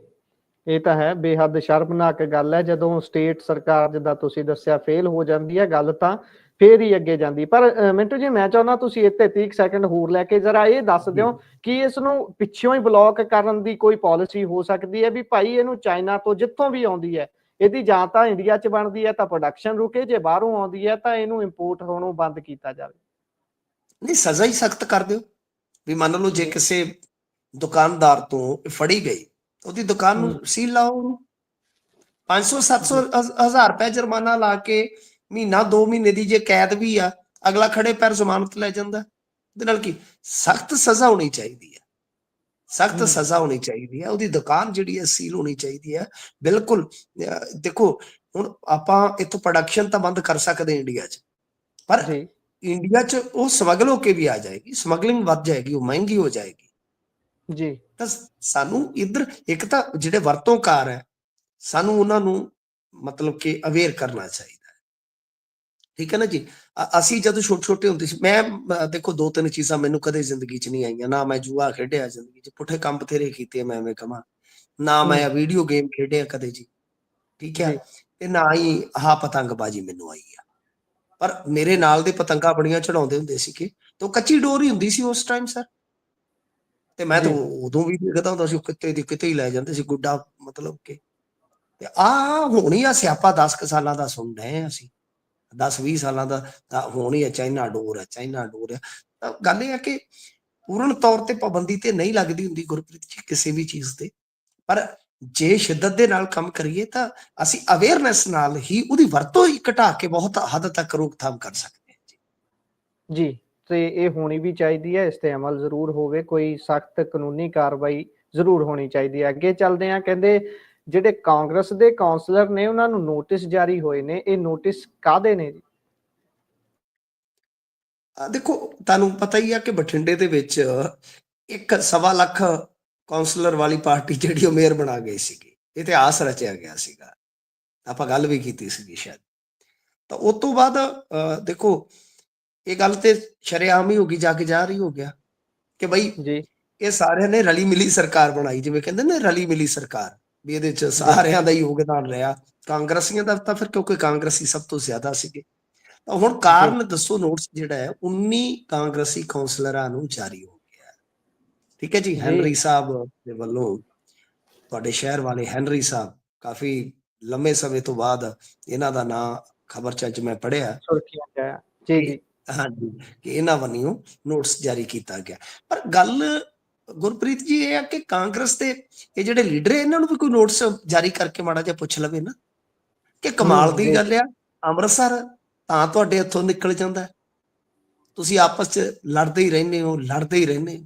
ਸੋਨੀ ਕਹਿੰਦਾ ਜੀ ਅਸੀਂ ਆ, ਔਜਲਾ ਸਾਹਿਬ ਕਹਿੰਦੇ ਅਸੀਂ ਹੈ ਜੀ, ਫਲਾਣਾ ਸਾਹਿਬ ਕਹਿੰਦੇ ਅਸੀਂ ਹੈ ਜੀ, ਹਾਂਜੀ। ਤੁਸੀਂ ਫਗਵਾੜਾ ਉਹ ਵੀ ਤੁਹਾਡੇ ਗੁਆਂਢ ਹੀ ਹੈ, ਦੇਖੋ ਜੀ। ਤਾਂ ਫਗਵਾੜੇ ਚ ਵੀ ਮੈਨੂੰ ਲੱਗਦਾ ਕਿ ਆਮ ਆਦਮੀ ਪਾਰਟੀ ਤੋਂ ਅੱਗੇ ਸੀਗੇ, ਬਿਲਕੁਲ ਮੇਅਰ ਬਣਾਉਣ ਦੇ ਕਰੀਬ ਸੀਗੇ ਜੀ, ਨਹੀਂ ਬਣਾ ਪਾਏ। ਇਸ ਤੋਂ ਇਲਾਵਾ ਤੇ ਜੇ ਆਪਾਂ ਦੇਖੀਏ ਤਾਂ ਜਲੰਧਰ ਦੇ ਵਿੱਚ ਵੀ ਇਹਨਾਂ ਦੇ ਨਾਲ ਇਹੋ ਹੋਇਆ, ਤਕਰੀਬਨ ਹਰੇਕ ਥਾਂ ਤੇ ਤੁਸੀਂ ਮਤਲਬ ਕਿ ਮੁਕਾਬਲੇ ਚ ਖੜੇ ਵੀ, ਮੁਕਾਬਲਾ ਕਰ ਵੀ ਗਏ। ਪਹਿਲਾ ਮੌਕਾ ਸੀ ਜਦੋਂ ਸੱਤਾਧਾਰੀਆਂ ਨੂੰ ਤੁਸੀਂ 5 ਵੱਡੇ ਨਿਗਮਾਂ ਚ ਸਿੱਧਾ ਬਹੁਮਤ ਲਿਜਾਣ ਤੋਂ ਰੋਕ ਦਿੱਤਾ, ਜੀ। ਨਾ ਤਾਂ ਤੁਸੀਂ ਉੱਥੇ ਪੂਰੀਆਂ ਪਾ ਸਕੇ, ਤੇ ਜਿਹੜਾ ਬਠਿੰਡਾ ਸੀਗਾ ਇੱਥੇ ਤੇ ਕਮਾਲ ਹੋ ਗਈ ਜੀ, ਇੰਨੀ ਵੱਡੀ ਕ੍ਰਾਸ ਵੋਟਿੰਗ ਹੋ ਗਈ ਕਿ ਤੁਹਾਡੇ ਤੋਂ ਆਪਣੇ ਕਾਉਂਸਲਰ, ਤੁਹਾਡੇ ਤਾਂ ਕਾਉਂਸਲਰ ਜਿਹੜੇ ਆ ਉਹ ਅੱਧ ਪਚੱਧੇ ਹੀ ਖੜ ਜਾਂਦੇ, ਕਹਿਣ ਦਾ ਮਤਲਬ ਇਹ ਉਹ ਕਿਵੇਂ ਬਣਾ ਜਾਂਦੇ ਦੇਖੋ ਜੀ। ਪਰ ਉਹ ਬੰਦੇ ਹੀ ਕਮਾਲ ਦੀ ਗੱਲ ਹੈ, ਉਹ ਤਾਂ 35 ਬੰਦੇ ਇਕੱਠੇ ਕਰ ਗਏ ਨਾਲ।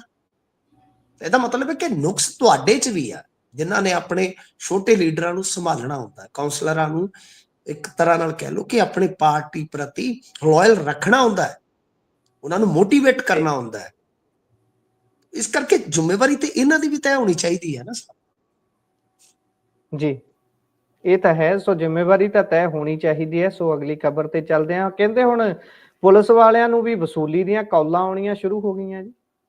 ਹਾਂਜੀ, ਦੇਖੋ ਮਾਝੇ ਦੇ ਵਿੱਚ ਪਹਿਲਾ ਮਾਮਲਾ ਨਹੀਂ ਹੈ, ਇਸ ਤਰ੍ਹਾਂ ਦੇ ਮਾਮਲੇ ਕਈ ਆ ਗਏ ਸਾਹਮਣੇ, ਜਦੋਂ ਵਕੀਲ ਡਾਕਟਰ ਪੇਸ਼ੇਵਰ ਜਿਹੜੇ ਆ ਉਹ ਸ਼ਿਕਾਰ ਹੋਏ। ਤਾਂ ਹੁਣ ਇੱਕ ਜੇਲ੍ਹ ਪੁਲਿਸ ਦਾ ਮੁਲਾਜ਼ਮ ਹੈ ਜਿਹੜਾ ਉਹ ਸ਼ਿਕਾਰ ਹੋਇਆ, ਦੱਸਦੇ ਆ ਕਿ ਉਹਨੂੰ ਆਈ ਸੀਗੀ ਰੰਗਦਾਰੀ ਵਾਸਤੇ ਕਾਲ, ਤੇ ਜਦੋਂ ਉਹਨੇ ਡਿਮਾਂਡ ਪੂਰੀ ਨਹੀਂ ਕੀਤੀ ਤੇ ਉਹਦੇ ਘਰ ਤੇ ਫਾਇਰਿੰਗ ਕਰ ਦਿੱਤੀ ਗਈ ਆ। ਉਹਦਾ ਪੁੱਤਰ ਤੇ ਭਰਾ ਦੋਨੇ ਬਾਹਰ ਆ, ਤਾਂ ਤੁਸੀਂ ਸੋਚ ਕੇ ਦੇਖੋ ਕਿ ਮਾਝਾ ਜਿਹੜਾ ਹੈ ਉਹ ਕਿਸ ਖੌਫ ਦੇ ਸਾਏ ਹੇਠ ਜੀ ਰਿਹਾ ਹੈ, ਕਿਸ ਦਹਿਸ਼ਤ ਦੇ ਸਾਏ ਹੇਠ ਜੀ ਰਿਹਾ ਹੈ। ਕਿਉਂਕਿ ਉੱਥੇ ਬਹੁਤ ਤਗੜੇ ਕਹਿ ਲਓ, ਬਦਨਾਮ ਕਹਿ ਲਓ, ਜਿਹੜੇ ਗੈਂਗਸਟਰ ਨੇ ਉਹ ਉੱਥੋਂ ਭੱਜ ਕੇ ਬਾਹਰ ਨੇ, ਵਾਂਟਡ ਨੇ।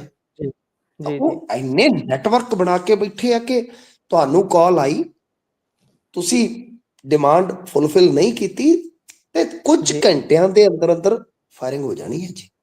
ਮੈਂ ਤੁਹਾਨੂੰ ਹੋਰ ਵੀ ਦੱਸ ਦਿੰਦਾ, ਜਿਨ੍ਹਾਂ ਦੇ ਰਿਸ਼ਤੇਦਾਰ ਬਾਹਰ ਬੈਠੇ ਆ, ਇਹ ਇੰਨੀ ਨਿਸ਼ਾਨਦੇਹੀ ਕਰ ਲੈਂਦੇ ਆ ਕਿ ਫਾਇਰਿੰਗ ਕੱਲੀ ਇੱਧਰ ਇੰਡੀਆ 'ਚ ਹੀ ਨਹੀਂ, ਕਈ ਵਾਰ ਬਾਹਰ ਵੀ ਕਰਵਾ ਦਿੰਦੇ ਆ ਜੀ। ਤੁਹਾਡਾ ਕੋਈ ਸਕਾ ਸੰਬੰਧੀ, ਕੋਈ ਬੱਚਾ ਤੁਹਾਡਾ ਫਰਜ਼ ਕਰੋ ਕੈਨੇਡਾ 'ਚ ਰਹਿ ਰਿਹਾ ਹੈ, ਉਹਦੇ ਉੱਥੇ ਹੋ ਗਈ ਤਾਂ ਕੀ ਹੈ, ਇੱਥੇ ਤਾਂ ਚਲੋ ਆਪਾਂ ਫੇਰ ਵੀ ਜੁਗਾੜ ਕਰ ਲੈਂਦੇ, ਕੋਈ 2 ਗਨਮੈਨ ਮਿਲ ਜਾਂਦੇ ਆ, ਉੱਥੇ ਕੌਣ ਸੁਣਦਾ ਜੀ? ਠੀਕ ਹੈ ਨਾ ਜੀ, ਕਿਉਂਕਿ ਘਟਨਾਵਾਂ ਹੀ ਉੱਥੇ ਬਹੁਤ ਹੋ ਰਹੀਆਂ। ਤਾਂ ਕਹਿਣ ਦਾ ਮਤਲਬ ਇਹ ਹੈ ਕਿ ਐਸੀ ਸੂਰਤ ਹਾਲ ਜ਼ਿੰਦਗੀ 'ਚ ਅਸੀਂ ਕਦੇ ਨਹੀਂ ਵੇਖੀ ਕਿ ਜਦੋਂ ਪੁਲਿਸ ਤੋਂ ਲੋਕਾਂ ਦਾ ਭਰੋਸਾ ਉੱਠ ਗਿਆ, ਲੋਕ ਪ੍ਰਾਈਵੇਟ ਸਿਕਿਉਰਿਟੀ ਹਾਇਰ ਕਰ ਰਹੇ ਆ। ਤੇ ਕਮਾਲ ਦੀ ਗੱਲ ਹੈ ਕਿ ਪੁਲਿਸ ਵਾਲੇ ਪੀੜਤ ਹੋ ਰਹੇ ਰੰਗਦਾਰੀ ਜੀ। ਇਹ ਤਾਂ ਹੈ, ਇਹਨਾਂ ਚੀਜ਼ਾਂ ਤੇ ਬਹੁਤ ਗੌਰ ਨਾਲ ਤੱਕਣ ਦੀ ਲੋੜ ਹੈ, ਕਿਉਂਕਿ ਪਿਛਲੇ 1-1.5 ਸਾਲ ਤੋਂ ਮਾਫ ਕਰਨਾ, ਸਿੱਧੂ ਮੂਸੇਵਾਲਾ ਦੀ ਮੌਤ ਤੋਂ ਬਾਅਦ ਤਾਂ ਲਗਾਤਾਰ ਪਤਾ ਨਹੀਂ ਇੱਕ ਟ੍ਰੈਂਡ ਹੀ ਚੱਲ ਗਿਆ ਇਹਨਾਂ ਸਾਰੀਆਂ ਖਬਰਾਂ ਦਾ। ਬਹੁਤ ਜ਼ਿਆਦਾ ਖਬਰਾਂ ਰੋਜ਼ ਦੀ ਰੋਜ਼ ਆਉਂਦੀਆਂ ਨੇ, ਰੰਗਦਾਰੀ ਦੀਆਂ, ਐਕਸਟੋਰਸ਼ਨ ਦੇ ਮਾਮਲੇ ਇਹੋ ਜਿਹੀਆਂ। ਸੋ ਅੱਗੇ ਚੱਲਦੇ ਹਾਂ, ਵੋਟਿੰਗ ਮਸ਼ੀਨ ਨੂੰ ਲੈ ਕੇ ਸੁਪਰੀਮ ਕੋਰਟ ਦਾ ਵੱਡਾ ਫੈਸਲਾ ਆਇਆ ਜੀ। ਹਾਂਜੀ ਦੇਖੋ, ਸੁਪਰੀਮ ਕੋਰਟ ਨੇ ਅੱਜ ਸੁਣਵਾਈ ਦੇ ਵਿੱਚ ਕਿਹਾ ਕਿ ਇਲੈਕਟ੍ਰੋਨਿਕ ਵੋਟਿੰਗ ਮਸ਼ੀਨਾਂ, ਜਿਨ੍ਹਾਂ ਨੂੰ EVM ਆਪਾਂ ਕਹਿੰਦੇ ਆ, ਕਿ ਉਹਨਾਂ ਦੀ ਵੈਰੀਫਿਕੇਸ਼ਨ ਦੇ ਲਈ ਪਾਲਿਸੀ ਬਣਾਉਣ ਦੀ ਜਿਹੜੀ ਮੰਗ ਸੀਗੀ association for democratic reforms ADR ਦੀ, ਤਾਂ ਉਹਦੇ ਤੇ ਸੁਣਵਾਈ ਕਰਦੇ ਆ ਇਹ ਗੱਲ ਕਹੀ ਆ ਕਿ ਦੇਖੋ ਬਈ, ਜਿਹੜੀ ਮਸ਼ੀਨ ਹੈ ਉਹਦਾ ਡਾਟਾ ਜਿਹੜਾ ਉਹ ਡਿਲੀਟ ਨਾ ਕੀਤਾ ਜਾਵੇ।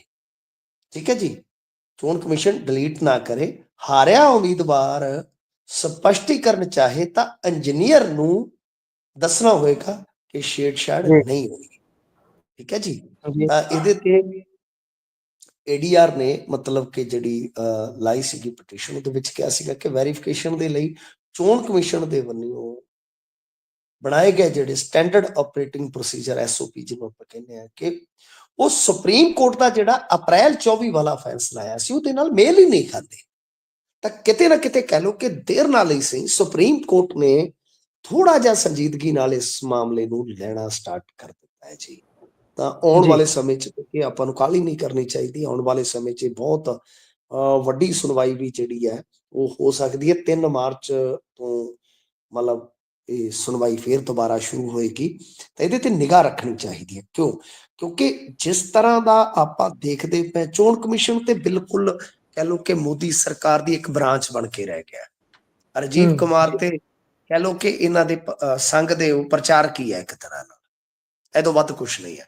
ਤਾਂ ਜਿਸ ਤਰ੍ਹਾਂ ਡਾਟਾ ਨੂੰ ਲੈ ਕੇ, EVM ਨੂੰ ਲੈ ਕੇ, ਜਿਸ ਤਰ੍ਹਾਂ ਵੋਟਰ ਲਿਸਟਾਂ ਨੂੰ ਲੈ ਕੇ, ਕਿਉਂਕਿ ਇਲੈਕਟੋਰਲ ਸਿਸਟਮ ਦੇ ਵਿੱਚ ਜਦੋਂ ਤੁਹਾਡੇ ਇਲੈਕਟੋਰਲ ਸਿਸਟਮ ਤੋਂ ਲੋਕਾਂ ਦਾ ਯਕੀਨ ਉੱਠਣਾ ਸਟਾਰਟ ਹੋ ਜਾਵੇ ਤਾਂ ਸੁਭਾਵਿਕ ਹੈ ਕਿ ਨਿਆਂ ਪ੍ਰਬੰਧ ਨੂੰ ਉਹਦੇ 'ਚ ਦਖਲ ਜਿਹੜਾ ਫੌਰੀ ਦੇਣਾ ਚਾਹੀਦਾ।